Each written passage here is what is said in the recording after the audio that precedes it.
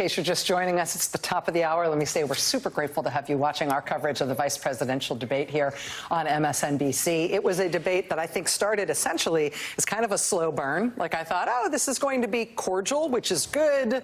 I'm not sure what's happening here on the substance. The pace of it was much slower at the beginning, and then about midpoint, it really took off. And then we had what I think was what I thought was almost a knockout on healthcare. I thought Walz basically knocked out Vance on health. First of all, he wobbled really badly on guns. We can talk about that. He almost knocked him out on healthcare, and then when we got to January 6th, he was out cold.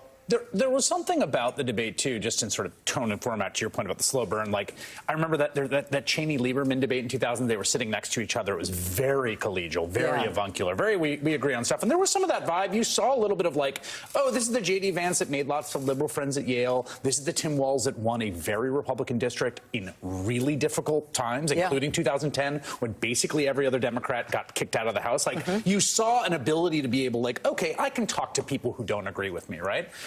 But the thing that really sort of like cut it was to get back to that democracy question in the end, which it was interesting. Walz almost apologizes for it, where he says, like, we're agreeing on a lot of stuff and there's a lot of bipartisan. This is a thing I can't go with you on. And I just thought it was very human.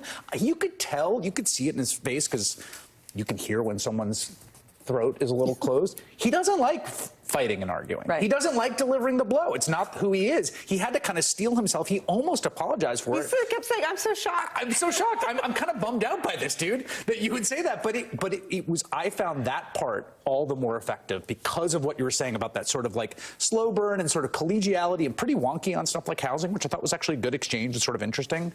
That part, it was like, right. We can all walk together and talk about these policy things up to a point, but there is a point at which we can't.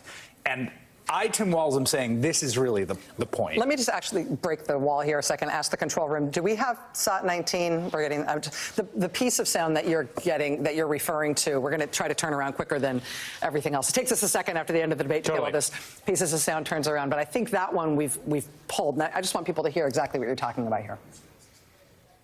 Talk about the state of democracy, the top issue for Americans after the economy and inflation. After the 2020 election, President Trump's campaign and others filed 62 lawsuits contesting the results. Judges, including those appointed by President Trump and other Republican presidents, looked at the evidence and said there was no widespread fraud. The governors of every state in the nation, Republicans and Democrats, certified the 2020 election results and sent a legal slate of electors to Congress for January 6th. Senator Vance, you have said you would not have certified the last presidential election and would have asked the states to submit alternative electors. That has been called unconstitutional and illegal. Would you again seek to challenge this year's election results, even if every governor certifies the results? I'll give you 2 minutes. Well, Nora, first of all, I think that we're focused on the future. I just think for everyone tonight, and I'm going to thank Senator Vance, I think this is the conversation they want to hear. And I think there's a lot of agreement, but this is one that we are miles apart on. This was a threat to our democracy in a way that we had not seen. And it manifested itself because of Donald Trump's inability to say. He is still saying he didn't lose the election. I would just ask that. Did he lose the 2020 election? Tim, I'm focused on the future. Did Kamala Harris censor Americans from speaking their mind in the wake of the 2020 COVID situation? That is a damning non-answer. That is a damning non-answer. The verbal rejoinder there, half as powerful as the facial expression in that moment. Lawrence? Yeah, and that was a moment that was coming all night, and I don't know if Tim Walz deliberately held it to that and waited for it to get to that point, but it really was the moment that kind of reshuffled everything, as Nicole says. Everything that you thought you had heard in the last 88 minutes or so changed in a way that was very, very, very clear. That there's one person here who is actually capable of dealing with reality, and there's this other person who will say anything, whatever is necessary to say to get through to thread the Trump needle to get where he has to be on whatever the question is. There was another great moment where he was asked a very simple, direct question: how do you protect pre-existing conditions in whatever the Trump health care plan will be? And his answer was, we already have a law for that. That's correct. That is Obamacare. That was the very first law in American history that actually protected people with pre-existing conditions and allows them to get health insurance. And the great thing about the question, how do you protect pre-existing conditions? If you're just talking to someone where there was no health care plan in place in the government, if that was your first question, the answer to it actually has to become an entire healthcare system. It's an answer that builds the entire Obamacare plan from that one question, even though that is listed as just one thing that it does. In order to do that, you have to do every other thing that Obamacare does, including the subsidies and all that stuff. And so that is one of those policy questions that shows you the utter emptiness of the man. In policy terms, it's kind of identical to the emptiness of his answer on who won the election. Yeah. And for Walz to be able to say in that moment, like, I know a lot about healthcare. I've worked on this a lot. It's really important in my state. Let me just make this simple. What you're talking about is the system we had before Obamacare, which is why we needed Obamacare. And for him to just cut through it all and say, this policy that you think you're inventing here and sounding all amazing about, that's what we had. And that was the disaster that we needed this huge reform to fix, that the country is very grateful now, which you want to get rid of, which Trump tried to get rid of, which only John McCain saved us from him being able to get rid of it. He just cut through it for people who don't maybe have the interest in the policy, specifics. But he made it so clear in terms of what the stakes are there. It was sort of perfectly done in his very kind of folksy way. Let's go to the spin room now to where Illinois Governor J.B. Pritzker is standing by with our Alex Wagner. Alex. Thanks, Rachel. Governor, thank you for wading through the scrum to join me here. Let's talk about what happened on that debate stage, starting, I think, probably with Governor Walz's strongest answer, which unfortunately came at the very end, but I'm optimistic that people followed this through the 90 minutes, talking about January 6th, what happened at the Capitol, and also the certification of the 2020 election. He wouldn't say who won the election. He said, I want to talk about the future. He basically suggested that Trump's interest in all the lawsuits that he filed, or allies of his filed, was about an open conversation about the election. I mean, I think Governor Walz gave the line of the night when he said, Mike Pence isn't on the stage. Where is the firewall now? This person suggesting that, J.D. Vance was not going to do the thing that Mike Pence did, importantly, which is stand up to Donald Trump as he tries to subvert democracy. What did you think about that moment, and how much do you think that now is in the forefront of voters' minds heading into the last stretch of the election? This election is about the future of our democracy. And so that's why that question was so important, even if it came at the very end. Because what you heard was J.D. Vance not willing to say that Donald Trump won the 2020 election. I mean, how can you actually think that that person should be vice president of the United States if he can't even admit what is true? Because, well, he's the mini-me for Donald Trump, who can't live up to the idea or can't, tell the truth about the 2020 election. So I think that this was the perfect frame for the rest of the debate. If you look back at the rest, what you'll see is a slick debater in J.D. Vance who consistently could not answer a question. He just kept shifting. And we all know, for example, let's talk about health care. We all know that Donald Trump and the Republicans tried to, pull back and end Obamacare. Right? And over and over again, they tried to do that. And yet, that's not what you heard from J.D. Vance. It was Tim Walz who had to call him out on it and make sure that he, was answering for the idea that, they want to take away the coverage for people with pre-existing conditions. They want to take away coverage for, your 26-year-olds and under who are covered by the ACA. That over and over, you heard lies and kind of slick answers from J.D. Vance. And you know what you heard from Tim Walz? It was a guy who's like you trust, that lives down the street from you, the coach that you had in high school that you trusted, the teacher that you could confide in, and just he spoke in a way that I think everyday Americans, the working families of America really understand. Are you at all surprised that there were, I think, a number of moments in this debate where J.D. Vance was trying to, I guess, burnish his credentials as an empath and suggest that he cared about the struggles. He was more bipartisan in posture than perhaps you'd seen him in other media appearances. You know, he tried to agree, at least notionally, with Governor Walz on some things, even though obviously these two tickets are diametrically opposed on substantive policy issues. But, I mean, do you think that's going to convince anybody? Because, as you say, he is a fairly slick orator. He was very rehearsed, but it was also, a slightly different posture than one he's taken before. Look, he's a slick orator, for sure. But you saw a lot of inconsistencies, and his whole history is a list of inconsistencies. The guy hasn't held a job for more than 2 years.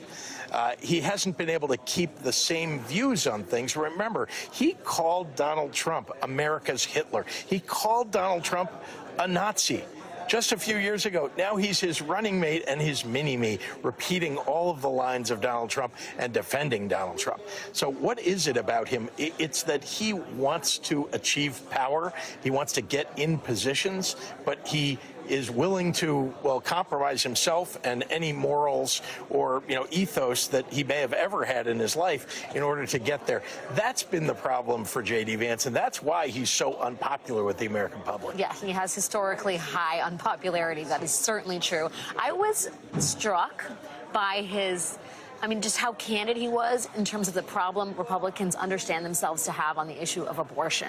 He at one point said, we have got to do a much better job on abortion, and also said, not all Americans agree with what I've said before, which is the litany of strange and weird proclamations on everything to what postmenopausal women should be doing to the age at which women should be having children. First of all, that seems to reflect, broad thinking inside the GOP that they are hemorrhaging voters on this topic. What did you think of his concession to how badly the party's doing on the topic? Well, I remember what he was really saying. He was basically saying, well, trust me and trust Donald Trump, right? We'll do the right thing. Trust us. And you heard Tim Walz say, we trust women. That's what Democrats stand for. That's what Kamala Harris and Tim Walz stand for. So I thought that contrast was very, very clear. And yeah, the Republican Party has a lot to answer for, because the deaths that Tim Walz is talking about of women who aren't able to get the kind of reproductive services that they deserve because doctors feel like they might go to prison if they perform those services, because it's been criminalized in so many states. I mean, I'm in Illinois, where we've had to create an oasis for people because every state around us has criminalized or gotten rid of abortion services. So people are traveling hundreds of miles, unfortunately, but at least they have a place to go to protect themselves. Tim Walz believes that the entire country should be the haven for women. You should be able to go to your local hospital or your local doctor and get the reproductive services you deserve, whereas Donald Trump and J.D. Vance are okay with people dying in the parking lot. Well, right, and J.D. Vance at one point expresses effectively condolences for Amber Thurman, the woman in Georgia who died because she had to leave that abortion desert, go get care in North Carolina, and died in effectively the back and forth of treatment. But then also, on the same hand, J.D. Vance says, but I think the abortion decision is best left to the states. Well, this is like everything with the Republicans, right? Their policies lead to people's deaths, and then they say, oh, thoughts and prayers. Right? This is the same thing about a ban on assault weapons, which is what we need in the United States, what Tim Walz and Kamala Harris want for the people of the United States and to protect our children, right? And what do they say on the other side? Oh, thoughts and prayers when people die, but they do absolutely nothing to protect our children and protect people on the streets who are being gunned down by AR-15s. Governor J.B. Pritzker of Illinois, sir, thank you for taking time out of the mosh pit to come visit me. Good luck in there. Great to see you. Back to you, Rachel. Thank you, Governor, and thank you, Alex. We're looking at live images here of Governor Tim Walz and his wife Gwen getting pizza at, I think this is a place on 10th Avenue. I think I know this place. You see Secret Service and other folks around, but there he is paying for the pizza. We think that both candidates are overnighting in New York before they head back out onto the campaign trail tomorrow. Our friends, it's called Justino's, I'm advised. Our colleague Simone Sanders-Townsend has joined us. Simone, what do you think of the debate? Well, Rachel, Yes. Look, Yes. I'm in the Nicole Wallace caucus tonight. Okay. Let me just say this, that debates are about performance and they are about policy. And why this debate was very important is that there are many Americans out there, not just moderate Republicans, they're base Democratic voters that are saying they want to and need to hear more. Now, I think it is very fair for people to want to criticize those base Democratic voters and say, well, what more do you need? You can do that. But that is their lived reality. And so if you are trying to win their votes, you have to meet them where they are. There were so many niceties on that debate stage tonight. I am just kind of like, well, if you agree so much with J.D. Vance, why should they vote for you? I fully believe that Governor Walz went out there tonight and did what was practiced in debate prep. Did what the strategy was that the team put together. That was not the Governor Walz that I had seen out on the campaign trail. That's not the Governor Walz that I had seen during the Veep stakes, right? That was not the J.D. Vance that I know to be true. I mean, goodness, J.D. Vance was on that stage. He was sorry about Amber Thurman. He was sorry about he was sorry about a lot of stuff. We get things wrong, but do you agree with the policy? And then I just, that's not the Margaret and Nora that I know. Margaret don't do that on Sunday morning. So I just think that I know that there's so many people out there that want normal. They want normalcy. They just want, just be able to just disagree with, you said a lot of things I agree with. This is not a normal election. J.D. Vance is actually not Paul Ryan, and Donald Trump sure as heck is not Mitt Romney. Okay? And what happened on that debate stage tonight was not enough contrast, was not clear enough for people sitting at home or, frankly, who will probably consume this through the clips in their local news or here on MSNBC or on social media to distinguish and make a difference. Sure, Governor Pritzker was absolutely correct. He did a lot of lies, and people know he was correct about one part. J.D. Vance did a lot of lying. But everyone doesn't know that J.D. Vance is lying. There is somewhere right now a Republican TikTok creator putting up a little clip talking about how, yes, Donald Trump saved Obamacare. Right. There was no one there some of this, so I think that Governor Walz got better on the counter block and tackling in the second half, but still. But on that Obamacare point, so Walz came in and said, Donald Trump was trying to get rid of Obamacare, and he signed on to this lawsuit, lost it, and then had a bill to get rid of it, and would have got there had it not been for John McCain. You don't think that was a good enough rebuttal? J.D. Vance said, well, Donald Trump strengthened and saved Obamacare. That's what he came back and said. Right. It's the audacity. I agree with you that we're in year 9 and no one knows how to cover the audacity. The audacity is that someone should have said, stop it, stop. Are you effing kidding me? And they should have dropped that F-bomb, right? I mean, they should have just, this is a debate. This may be the only chance people have to see the difference. And instead, I'll go back to my toothpicks. J.D. Vance just put one little toothpick on top of the other and said, and I'm for this, and I'm for this, and I'm so sorry those women died. They died because of Donald Trump. One man had a litmus test for the people he put on the Supreme Court, and he put not one, not two, but 3 on, because they passed a litmus test that they would overturn Roe. And that's why Amber died. That's why that little boy doesn't have a mom. And nobody made that reality come to life. Because I think even if you didn't get the contrast you were looking for, neither did you get any wake up and smell the smelling salts. You were sort of lulled into normalcy. Let me ask you about one other subject matter and how it went.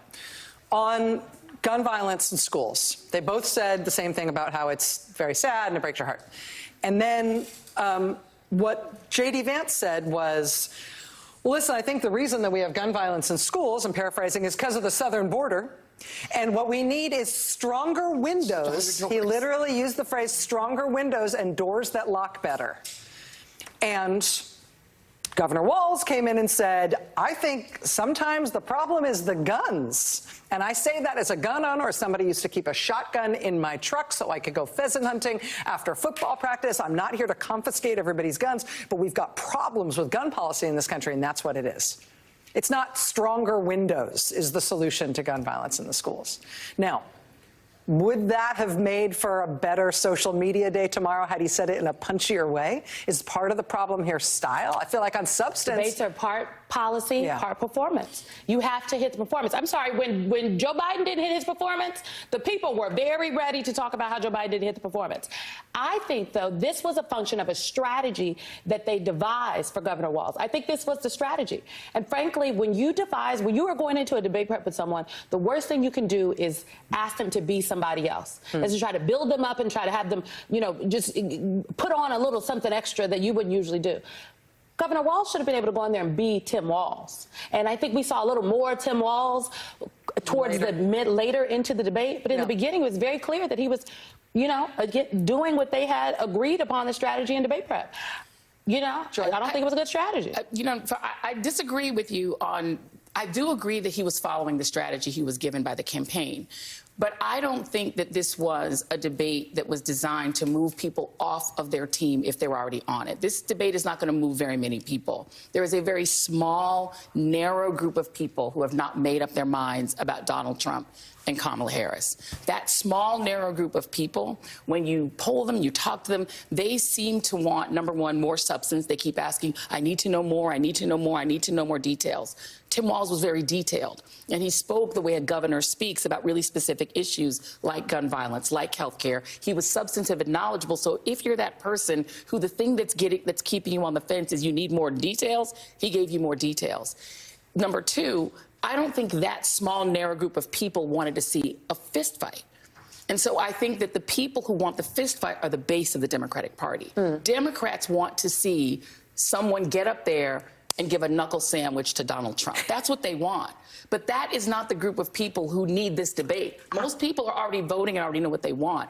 I think the reason that Tim Walz was effective in the way he did it, he wasn't angry, he was disappointed. And that's actually in some ways stronger if I'm that undecided. And it is a strange group of people, these people who can't decide between, you know, arsenic and, you know, pancakes. You know, it's like it's very hard to say these two things are equal. But there are those people. And when I've heard them talk, they say things like, I don't know. I don't understand Vice President Harris's policies on X, Y, and Z. Tim Walz gave you that specificity that I think is going to get those people to feel more comfortable. And his job was to make people feel comfortable. And last thing I'll say is to provide a permission structure for people who aren't core Democrats to come over. And that lack of meanness, the kindness, the fact that he says, you know, I want to agree with this guy. I think that we agree on a lot of things. But not this. I hate to say it. A lot of undecided, that's what they want to hear. I just want to note that there are a lot of base Democratic voters who are not undecided about whether they want to vote for Kamala Harris or Donald Trump. They're undecided if they are going to vote. And I just think if people listen to listen to some of the voters, that they're saying that. Melissa Murray and I talked to, I know there were a lot of people who were they had a lot of consternation about some of the young women we spoke to in the nail shop in our Black Women in America Road 2024 special. But that young woman that said she didn't think her vote mattered, she lives in North Carolina. Wow. And you can walk her down about her position, or you can meet her where she is and let her know why her vote matters.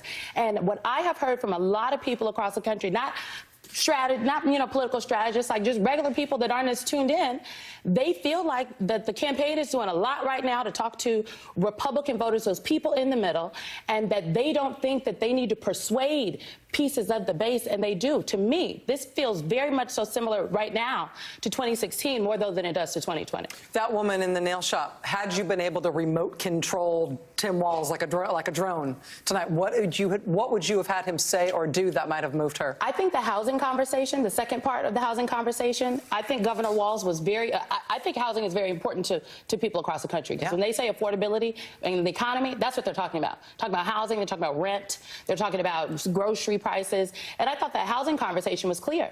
I think abortion was something that she herself said was important to her, and the healthcare piece. I think sometimes when we get into policy, healthcare conversation, it gets a little theoretical. But I just think that how you deliver the message does matter. And yes, you can say it, and you could say, oh, he said it, but how you say it matters. Yeah. First of all, let me ask, do we need to go to Jacob right now? Is he ready for us? Okay, well, he is. Good. Jacob Soboroff is in Oakland University in Rochester, Michigan. We spoke with him as he was setting up with a bunch of students who are going to be watching the debate there at a watch party, and he's convinced them to stick around even though the debate ended, which itself is a Herculean effort. Jacob, take it away. How'd it go? Rachel, look at all the people. You guys, thank you very much for sticking around. I really appreciate you guys sticking around. Here's the green flags and the red flags. They did the whole thing, and it was amazing, and they don't have them any longer. So I'm going to have them start with a show of hands. And I don't know if this is going to surprise you. These are not undecided voters necessarily. These are voters who could very well tip the outcome of the election. come Election Day because they live in one of the most consequential counties in all of Michigan, Oakland County. It was 100,000, as I told you before the debate, 100,000 vote swing from Trump to Biden in the 2020 election. Macomb County, one of the neighboring counties, is also a very important swing county here. Let's just start with a show of hands. Did anybody come into this debate and leave feeling differently than when they came in terms of candidate? Raise your hand if you changed your opinion of the candidates because of this debate. Oh, really? One? Come on down, dude. Come on down. Come on down. Come on down. Come on down. Very surprising. What's your name? Henry. Henry, what's going on? Okay, so you came in feeling what? I felt like JD Vance would have done a lot worse. I think he's very awkward.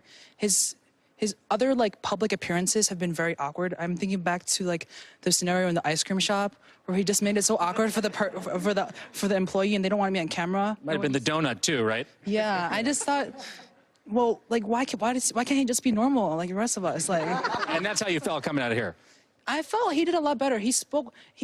I feel the way JD Vance works is he works very well when he has a lot of preparation. This is a debate. He knows about it weeks in advance, so he's able to Like you prepare. prepared better here. I think he prepared very well. So one of the things, will you do me a favor? These are for you. Thank you very much. Thank you.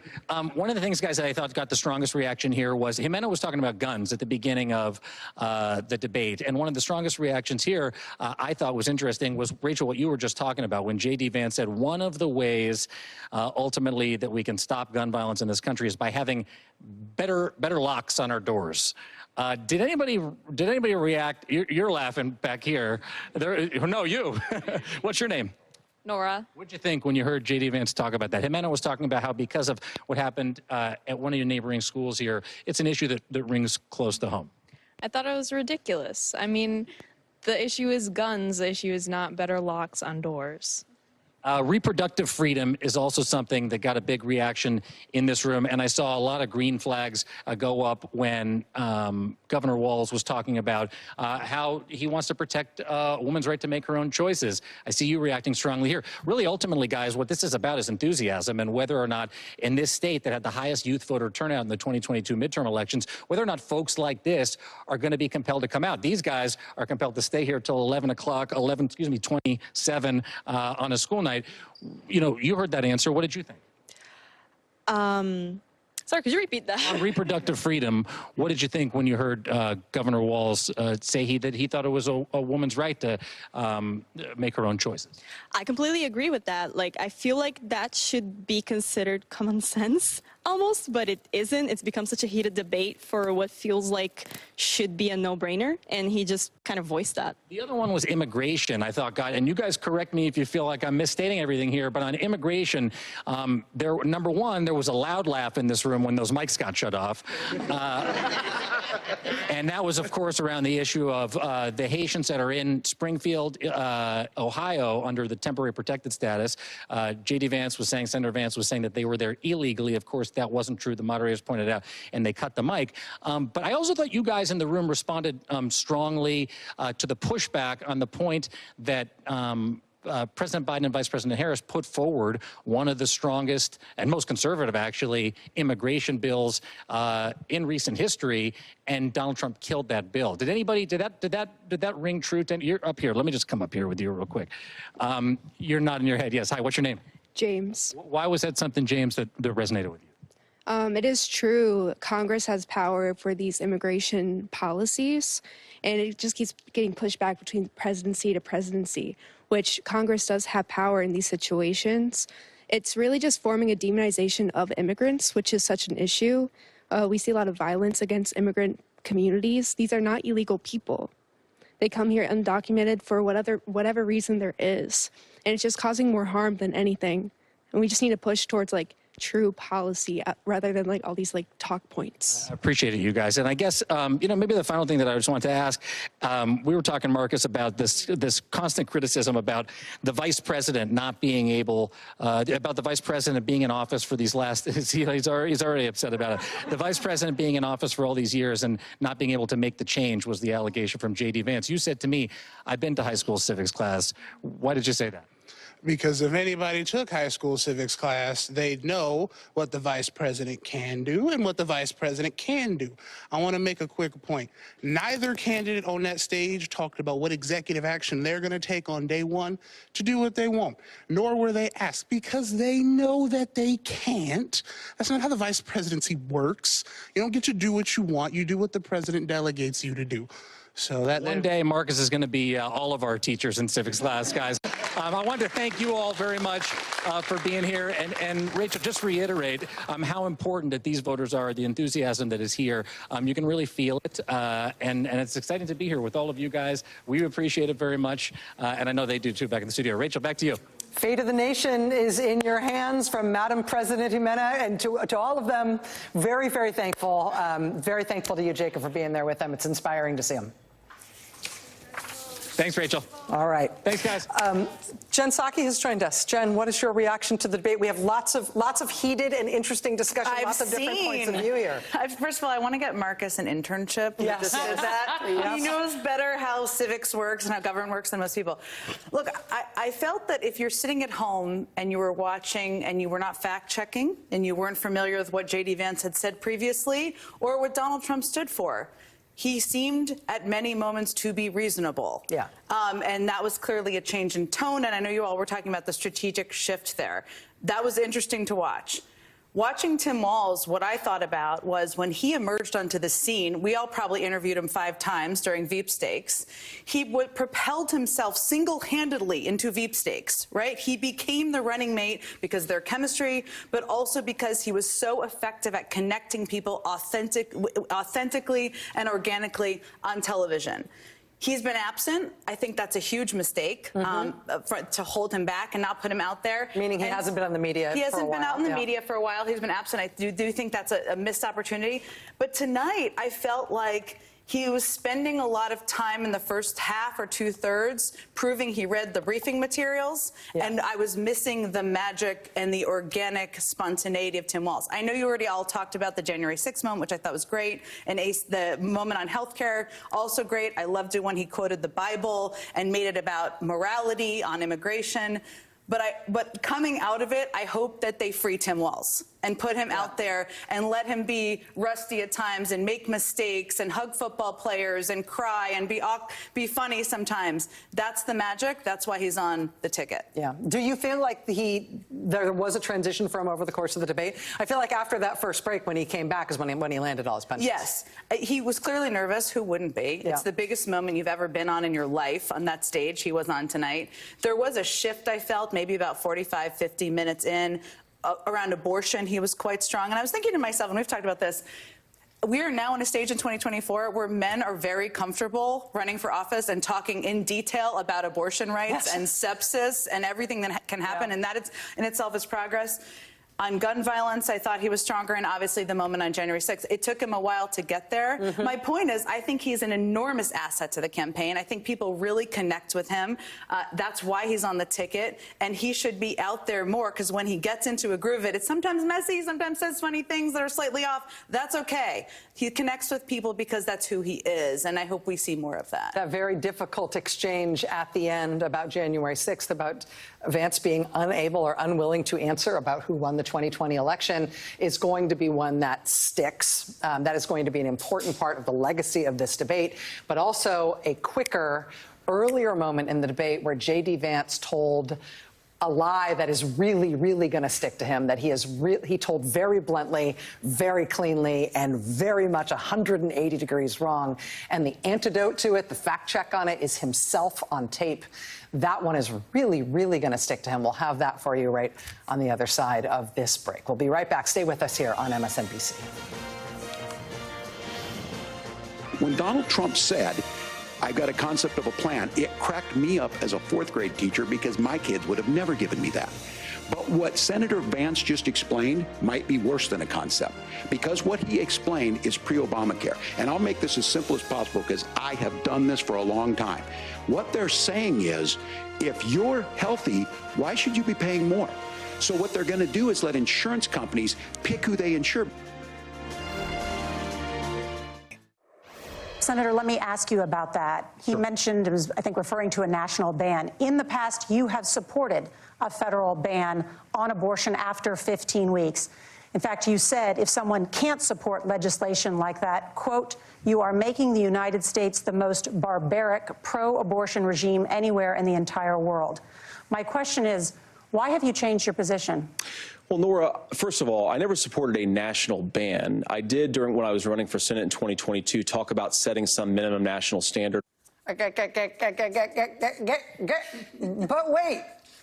I never supported a national ban. I talked about setting some minimum national standard. I never supported a national ban. Do we have tape of reality here? I certainly would like abortion to be illegal nationally. So if you're on tape saying, I certainly would like abortion to be illegal nationally, that means you supported a national ban on abortion. J.D. Vance, an incredibly slick, facile talker. I mean, he's a professional talking head. This is what he's been doing his whole adult life. But on that one, on an issue that important, to lie on something that bluntly, I feel like, Ari, that's going to follow him around a little bit. Yeah, it's a huge deal. It might have been the most significant substantive gaffe. We were having a debate earlier on the table about style. Yeah. This was a substantive, huge error. He lied. He lied because his past position is too close to the real Donald Trump Project 2025 position. The GOP platform also talks this up. It doesn't use the national ban language. But this is the person, Donald Trump, who put the people on the court to overturn Roe. They all pledged to do it.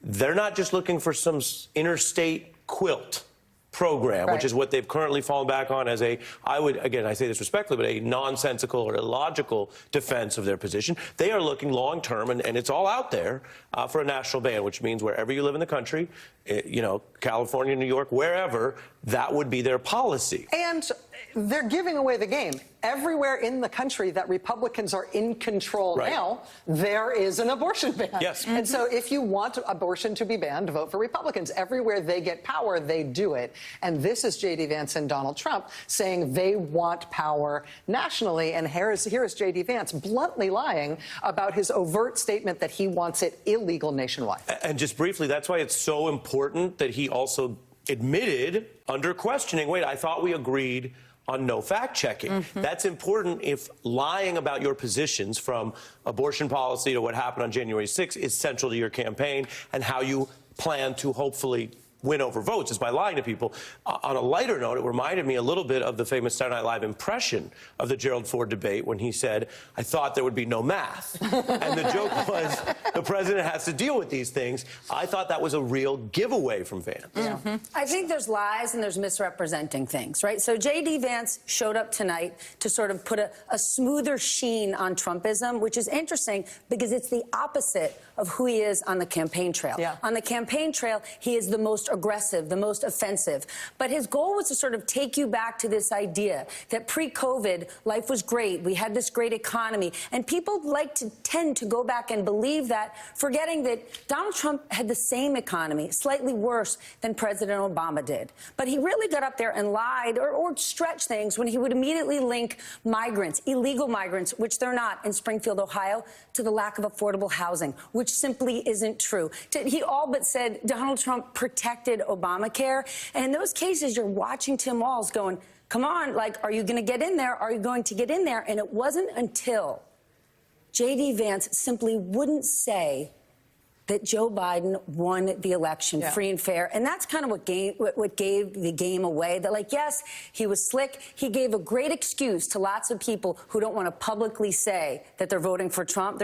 He's okay. But right then and there, you're like, oh, everything that you said before this, I'm not so sure of. We all know who won the election. We played a little bit from that portion at the end of the debate, the discussion about January 6th, the discussion about whether or not we respect election results. We played a little bit of it before, but there's one other piece of it that we haven't played yet, and we're all talking about it. So let's just hear it. I see a candidate out there who refused, and now again, and this, I'm pretty shocked by this, he lost the election. Look, when Mike Pence made that decision to certify that election, that's why Mike Pence isn't on this stage. What I'm concerned about is, where is the firewall with Donald Trump? Where is the firewall if he knows he could do anything, including taking an election, and his vice president's not going to stand to it? That's what we're asking you, America. Will you stand up? Will you keep your oath of office, even if the president doesn't? So, America, I think you've got a really clear choice on this election of who's going to honor that democracy and who's going to honor Donald Trump.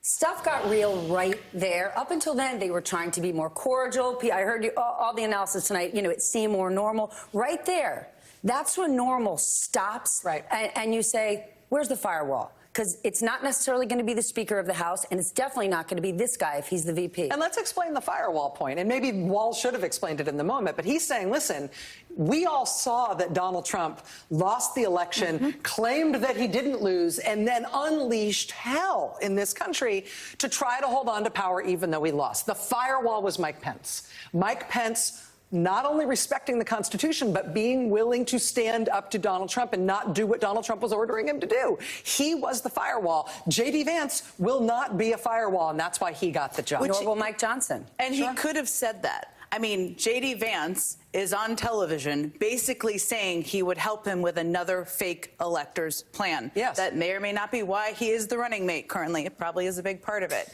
The other piece, we haven't played this, but I wrote this down with like exclamation points, where J.D. Vance said, he'll have my prayers, best wishes, and my help.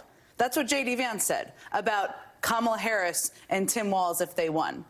And that was part of the Earth 2, as you like to say, the alternative universe, whatever you may call it. You're like, buddy, your campaign is currently planning to suppress votes, to challenge votes, to use lawsuits to make it, to challenge the outcome. I mean, that was, a jarring moment. Tim Walz had some good moments, but there were some missed moments, too. And I don't think we can emphasize this enough. It's called a bloodless coup for a reason, right? There's also a bloody coup. They did try both. But let's remember, and we've reported on it, and Rachel, you've warned about it. I think everyone at this table has reported on it.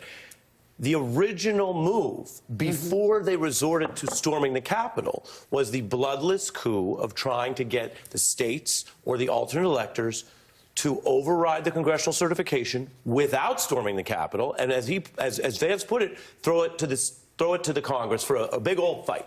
That fight involves overturning the will of the voters. And so when he says that publicly, and he showed, again, I thought there were some moments tonight, I do think, for the record, J.D. Vance was able to pretend that he's more rational or logical seeming in these 90 minutes than he is day to day. And whether that works for him politically is a point. But there were those revelations. And so when he's caught there, unable to acknowledge the winner of the last election was the current president, which is a giveaway that you're still working within the big lie, and double down on what he said, which is we want to throw it to the Congress. Everything else is BS. That's where I think our friend Nicole Walz was calling for the F-bombs. And I'll give you one. It was frivolous. It was a frivolous claim, as far as I can go. Blood pressure just went. A different F-bomb. On MSNBC, as far as we're going to go here, family television. But that was important because, you want to stand up and go, wait a minute. And I thought, basically, Walz was able to do some of it. The moderators, I thought, did a decent job, but they didn't do a ton in that moment to be like, this is nuts. The person standing up here is promising another, and again, I say bloodless. He did not, I'm not saying he advocated a Proud Boys insurrection, but he did advocate the end of American democracy. But that's whole not enchilada, right? Discussing health care, the economy, all that stuff is nonsense. It's, are you going to accept the outcome of the election results? Are you participating in politics, or is this just before the war? Yes. That's the question here, right? Yes. Like, are you going to seize power? Or are you going to accept that people vote on who's in power? Because those are the only two choices. And to not be able to get a clear answer on that is, as you say, the whole enchilada. On the point, actually, this is not on this point at all. But this is something, Joy, that I want to show you. Because I know that you and I are old enough and have similar enough internet tastes that you remember Dramatic Chipmunk. Do you remember Dramatic Chipmunk? It turns out it was Dramatic Prairie Dog. Do we have Dramatic Chipmunk? Is that Honey Badger? No, not the Honey Badger. Do we have it? I thought it was a chipmunk, but it's a prairie dog. Watch. Intriguing. Yeah, hold on. Where is it? Come on. Because he does like a drum. Yeah, I know it. I think I know exactly what you're talking. Yes. Okay. Yes, I do remember it. Okay. So dramatic chipmunk was a thing, right? And the moment, I think, do we have this actual shot of it where the chipmunk kind of turns and faces the camera and raises the eye like that? Because there was a number of things, there was a number of incidents in the vice presidential debate tonight where J.D. Vance was looking at Tim Walz, looking at him from the side, and then turned without moving his head and raised the eyebrow to the camera like that, basically to make eye contact with the audience at home, like, do you believe this guy? Anyway, I just wanted to say, Joy. You know what? I made that face when J.D. Vance said that Donald Trump peacefully turned over power on January 20. On January 20. Yeah. How about he talked about all the bipartisan ways he saving led Obamacare during those 4 years? And to me, I struggle to find this big group of undecided voters in America. I think there's a lot of people who aren't necessarily saying who they're going to vote for. And what J.D. Vance said, I can tell you on my phone tonight, it was filled with people who love to say, see, he's totally normal, don't you think? He put on the show that people who were already voting for Trump needed and wanted to feel okay about it. Let's go to Alex Wagner, who is in the spin room at the site of the debate with our friend Claire McCaskill. I just want you to know that Claire McCaskill risked life and limb to get into this room. Almost got bounced from the debate hall. I thought they were going to tase me trying to get into the spin room. The Secret Service was a little out of control here tonight. And like most Americans, we blame Donald Trump Jr. for the problems. Yes. Yes. But nice. I want to call your... He's sitting right next to us, so I won't go on at length about that, but Secret Service protection, much more hardcore this debate than the last one. Claire, there is a new sort of CBS, I will call it a snap poll after this debate, and the people who are asked who won the VP debate, 42% of them say J.D. Vance won it, 41% say Governor Walz won it, 17% say it's a tie. Does anything about that surprise you? No, I think the debate, first of all, J.D. Vance tried to do one thing, and he focused on it. He tried to be Tim Walz. He tried to be the nice guy, and he was very smooth. And the other thing about J.D. Vance is that he's a better liar than Donald Trump. He wraps it up in prettier ribbon with a bigger bow and does it with such a straight face and does it so effortlessly. Trump, lots of times when he lies, you kind of can tell. But no, this guy's a really good liar. And he obviously lied. I mean, I about fell out of my chair when he said on the ACA, because I was there. I was in the Senate chamber when John McCain walked in and gave the thumbs down. I know what Donald Trump tried to do to the ACA. And the idea that he would try to pretend that somehow he was protecting it. The other thing that struck me about the debate is I think most Americans, and I know you guys have probably talked about this already, but most Americans don't see the vice president as the policymaker. And I don't remember any time during the debate that they talked about the Pence years when Trump was president. The Pence administration? The Pence administration, and that Pence did all these things. And so I don't think most Americans really believe the vice president has the power to pass legislation and implement policy unless she is working on behalf of the president she's serving. So I don't think that is, I think that's one of the reasons probably the debate polling is so close. And I think the debate probably in the long run, even though Vance was a really good liar, and even though he tried to be really nice, I think it's probably a wash. I talked to Jason Miller, the senior Trump campaign advisor, after the debate, and I brought up the January 6th exchange at the end of the debate, and I said, is that a problem for your campaign? And he said, if that's all Democrats have, then I'm not worried. What do you think? I think they should be worried. I think it was so stark. It was at the end of the debate. It was a dramatic moment. It was unbelievable that he would not say that Trump lost the election. He would not say that they would not try to do the same play again. So I do think that was the most damning moment.